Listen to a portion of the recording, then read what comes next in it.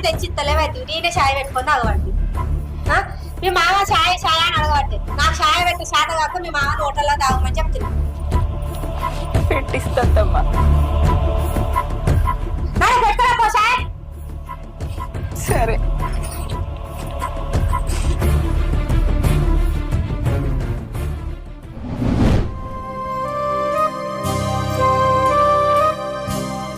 అత్తమ్మ